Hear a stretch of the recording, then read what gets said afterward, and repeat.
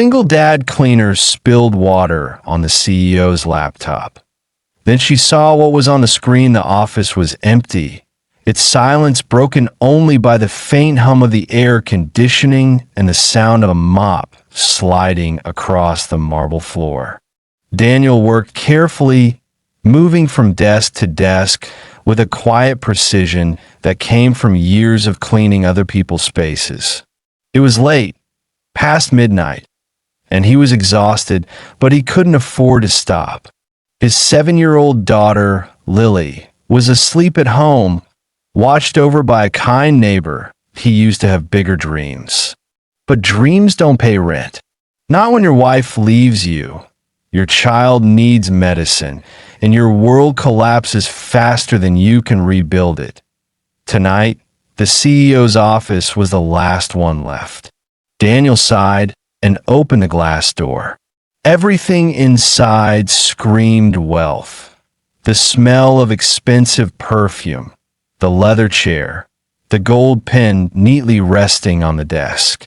He glanced at the sleek laptop, still glowing on the table. The CEO must have forgotten to shut it down before leaving. He set down his cleaning bucket, careful not to touch anything. But as he reached across the desk to wipe a coffee ring, his elbow hit the edge of the bucket. The water spilled. A sharp gasp left his throat as the clear liquid spread fast, right across the laptop. No, no, no. Please. Daniel scrambled for tissues, his hands shaking. His mind raced with panic. A laptop like this could cost more than he made in 6 months. Then the office door opened. Mr. Daniel?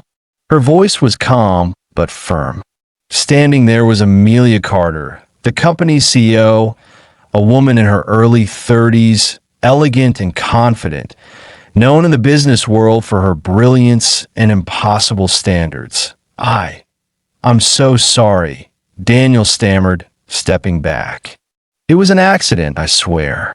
I'll pay for it. Amelia raised a hand, walking toward him. It's fine. Don't panic. Let me see. She leaned over the laptop, wiping the keyboard gently. The screen flickered and then went black for a moment before flashing back to life. Only this time, it didn't show the company files. It showed something else, a photo of a little girl smiling in a hospital bed, holding a handmade "Get well soon, Daddy" card. Amelia froze. Daniel looked like he'd been caught in the deepest secret of his soul. That's my daughter, he said softly. Lily. The room fell silent. Amelia's eyes stayed on the photo. She looks like a fighter. She is, Daniel whispered. She was born with a heart condition. Needs medication every month, regular checkups. I take extra shifts to keep up with it. Sometimes she asks me why I work so late. I tell her that one day. I'll make enough so she won't have to worry. Amelia didn't reply immediately.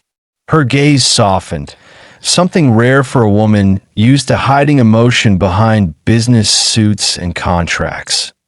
Mr. Daniel, she said after a moment, why didn't you ever ask for help from HR? You've been working here for 2 years. He smiled faintly. Because people like me don't get help, ma'am. We clean up messes. We don't make them. Amelia looked away, remembering her own past, the years she spent caring for her sick mother while trying to build her company. She had buried that pain under layers of professionalism. But now, it stared back at her through the eyes of a tired father and a sick little girl. The next morning, Daniel expected to be fired. He rehearsed his apology 100 times before walking into her office. But instead of a termination letter, there was a cup of coffee waiting for him. Amelia looked up from her desk. Sit down, Daniel. He hesitated.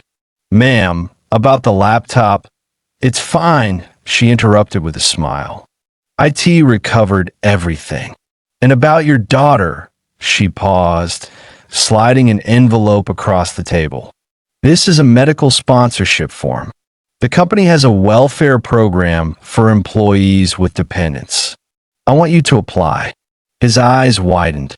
"Ma'am, I can't accept charity. It's not charity," she said gently. "It's recognition. For someone who never gave up." Tears welled in his eyes. He had spent years hiding his struggles, thinking no one noticed. Now, for the first time, someone saw him not as a cleaner, but as a father, as a man fighting for his child. That a few weeks later, Amelia visited the children's ward at the hospital. Daniel was there beside Lily, holding her hand as doctors prepared her for another procedure. When Amelia walked in, Lily looked up with bright eyes. "Daddy," she said, "is that your boss?" Daniel nodded, embarrassed. "Yes, sweetheart. Be polite." But Lily giggled. "She's pretty. You should smile more like her." Amelia laughed softly. "I'll take that as a compliment." As she knelt beside Lily's bed, the little girl whispered, "Thank you for helping my daddy." Amelia blinked away tears. "You helped him first," she said gently. "You gave him a reason to fight." When Daniel walked her out of the hospital later, his voice trembled with gratitude. "You didn't have to do any of this." "I know," Amelia replied quietly. "But sometimes people like us forget that life isn't about titles or money. It's about people who remind us why we started in the first place." He smiled, truly smiled, for the first time in years. Months passed. Lily recovered better than expected. Daniel continued working at the company, but Amelia found ways to make his life easier. More flexible hours, better pay, and eventually a supervisory role. One evening, Daniel saw Amelia standing by the office window, staring at the city lights. He walked up, offering her a cup of coffee. "You okay, ma'am?" he asked. She nodded. "Just thinking. You know, that night you spilled water on my laptop? I thought it was going to be a disaster." He chuckled. "It was." For a minute, Amelia smiled faintly. "No, it was the best accident that ever happened." Moral of the story: sometimes life's biggest mistakes lead to the most meaningful connections. Kindness doesn't always come from grand gestures. It begins when one person chooses to see another's silent struggle. And when hearts open, healing begins for everyone.